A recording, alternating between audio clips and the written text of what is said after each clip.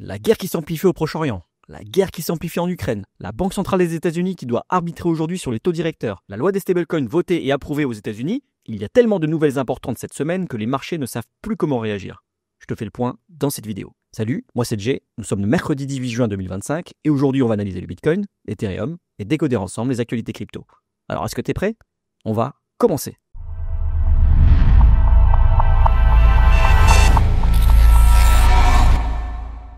Et j'en profite pour te rappeler que si mes vidéos te sont utiles, dis-le moi en commentaire, lâche un like, abonne-toi et active la cloche pour ne rien rater des prochaines actualités crypto. Et on commence tout de suite avec une vue d'ensemble sur le marché qui est plutôt bien rouge aujourd'hui. Effectivement, Bitcoin est en train de corriger légèrement, moins 1,5%. Mais forcément, les alts, elles prennent cher. Bon, pas de quoi s'alarmer non plus, Bitcoin est à 105 000 $. On n'est pas en train de crier au bear market, Mais sur l'indice de la peur et de la cupidité, forcément, l'incertitude, ça fait peur. La semaine dernière, nous étions remontés à 65 de la cupidité. On se situait sur les 110 000 $. Dans la foulée, on se reprend un beau rejet qui nous ramène sur les 102 000 $. Et il n'en fallait pas le moins pour qu'effectivement, on est donc passé de la cupidité à la neutralité aujourd'hui à 48. Donc c'est vraiment la quasi-extrême neutralité, puisque c'est un indicateur qui va de 0 à 100, on est à 48, on est pile au milieu, Et effectivement, entre les mauvaises nouvelles géopolitiques, les bonnes nouvelles économiques, on sait plus sur quel pied danser.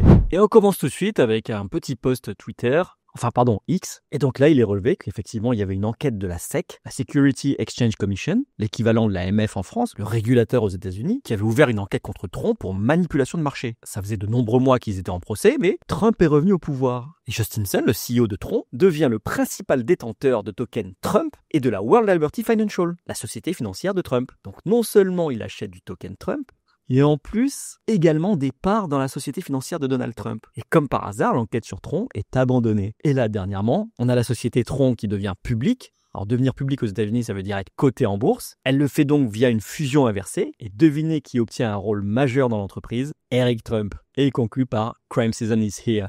La saison du crime est arrivée. Et il a pas tort. S'il n'y a pas de conflit d'intérêt derrière tout ça, franchement, je comprends même pas que ça puisse passer, C'est gros comme une maison. Et alors, une super nouvelle bullish qui est arrivée hier, mais qui est passée complètement inaperçue à cause de la guerre en Iran et en Israël. Le Genius Act a été adopté par le Sénat avec un vote de 51 pour 23. Alors, pour rappel, le Genius Act, c'est une loi américaine qui régule les stablecoins, des crypto-monnaies indexées sur des actifs comme le dollar pour minimiser la volatilité. Donc, ce sont des cryptos, mais qui sont stables. Alors, les points clés de cette loi, c'est qu'il y aura une régulation. Elle exige des réserves de 1 pour 1, c'est-à-dire que les sociétés qui vont émettre des stablecoins devront détenir l'actif sous-jacent en parallèle. On va prendre l'exemple de Tether, USDT. Si Tether émet 1 million d'USDT, il faut qu'il détienne en parallèle, en contrepartie, 1 million de dollars. Alors ça peut être 1 million de dollars en équivalent, ça peut être des bons au trésor par exemple. Mais il y aura également des audits, et il faudra également que ces sociétés respectent les lois anti-blanchiment d'argent. Également, cette loi prévoit une supervision, donc par les États pour les petits émetteurs, et directement par la Réserve fédérale pour les gros émetteurs, comme Tether ou Circle par exemple, avec respectivement l'USDT et l'USDC. Et alors il faut savoir que cette loi, elle a été soutenue de manière bipartisane, c'est-à-dire qu'elle a été adoptée avec un large consensus,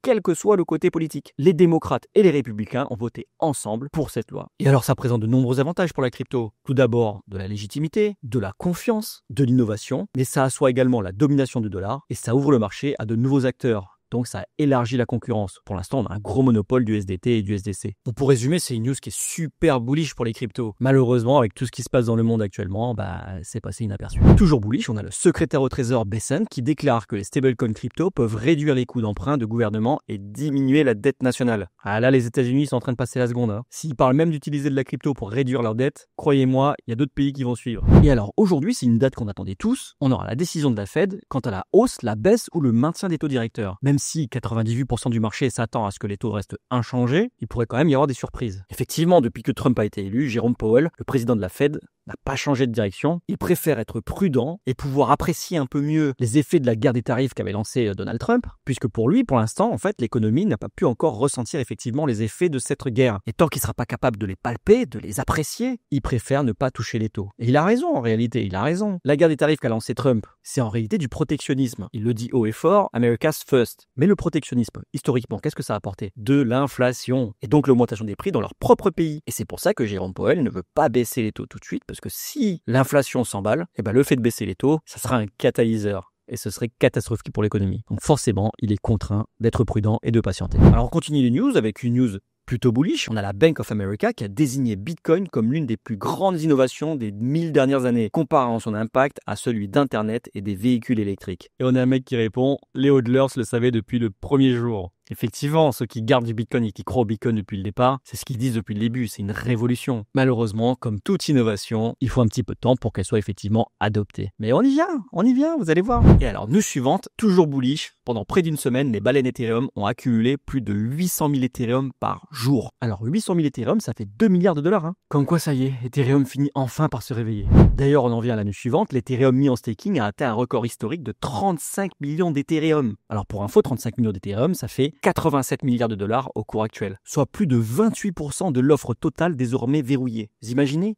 Un tiers des Ethereum sont bloqués sur la blockchain pour permettre sa validation. Forcément, ça signale une confiance croissante des investisseurs et donc une baisse continue de l'offre liquide. Et qui dit baisse de l'offre, dit hausse du prix, évidemment. Ah oui, pour ceux qui ne savent pas ce que c'est que le staking, vous savez, Ethereum, c'est une blockchain qui ne fonctionne plus comme Bitcoin. Bitcoin fonctionne en proof of work, c'est-à-dire que ce qui permet la validation des transactions sur la blockchain Bitcoin, c'est de la puissance de calcul, alors que la blockchain Ethereum fonctionne en proof of stake, c'est-à-dire que ce sont les Ethereum qui sont bloqués sur la blockchain, sur le réseau, qui permettent à la blockchain de fonctionner et donc de valider les nouvelles transactions. Et du coup, on a quasiment un tiers de la supply totale qui est verrouillée sur le réseau pour permettre au réseau de fonctionner. Et c'est plutôt bon signe. Et dernière news encore bullish, si vous avez plein de crypto et que vous n'avez pas envie de vous faire taxer, on a la Thaïlande qui a approuvé une exemption totale des taxes sur les gains en capitaux des crypto-monnaies jusqu'en 2029. C'est-à-dire que tous les gains que vous faites en crypto, si vous les sortez en étant résident fiscal thaïlandais, vous ne serez pas taxé dessus. Alors il y a quand même une petite condition, il faut que vous les ayez hold, conservés pendant au moins 5 ans. Et bon, du coup, c'est quand même une bonne nouvelle, parce que je vous rappelle qu'en France, on est taxé à 30%. Donc imaginez, vous sortez 100 000 euros de profit, il y a 30 000 euros qui partent au fisc.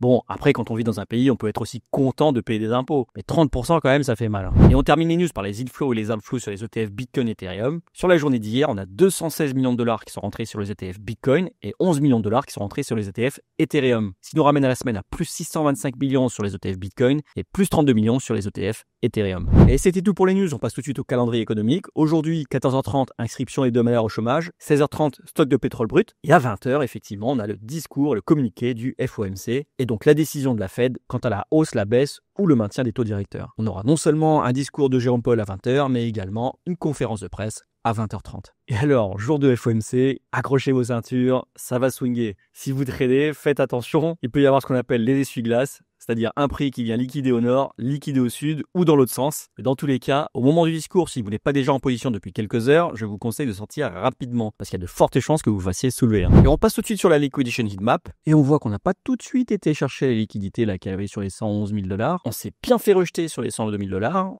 On a repump jusqu'à 109 000 et hier, on a touché les 103 000 $. Alors, est-ce qu'on va aller chercher tout de suite les liquidités qu'il y a au-dessus là ou plutôt en dessous? Écoutez, on en parle tout de suite en analyse technique. Alors, quand on regarde le Bitcoin en daily, ça veut dire que chaque bougie représente une journée. Je vous avais tracé vendredi un petit scénario. Pour moi, en fait, on est en train de consolider, on est en train de digérer toute cette hausse là qu'on a effectuée depuis début avril. Donc, ça fait 2 mois qu'on monte quasiment en ligne droite, enfin en escalier, mais je veux dire sans respiration. C'est-à-dire qu'on fait extension, accumulation, extension, accumulation, extension, accumulation. Et là, on est en train, vous voyez, de consolider un petit peu. Tel que je l'ai tracé ici, pour moi, en fait, on va retravailler cette zone-là, qui s'appelle un fair value gap. Un fair value gap, c'est une zone d'imbalance, une zone de déséquilibre du prix. Et en fait, on a probablement besoin de la travailler un petit peu avant d'avoir l'énergie pour repartir à la hausse. Il n'est même pas exclu qu'on vienne tester cette zone de support sur les 95 000, 93 000 $. Et ça ne remettrait pas en cause pour autant la tendance haussière. Là, pour l'instant, on est en train, gentiment, de digérer la belle hausse qu'on vient d'effectuer. Parce que je vous le rappelle, on a quand même fait un plus 50% en même pas 2 mois, du 8 avril au 22 mai. Donc en 1 mois et demi, le Bitcoin a pris 50%. Forcément, il fallait un petit peu respirer. Alors, est-ce qu'on va faire exactement ces vagues comme ça? Non, pas forcément.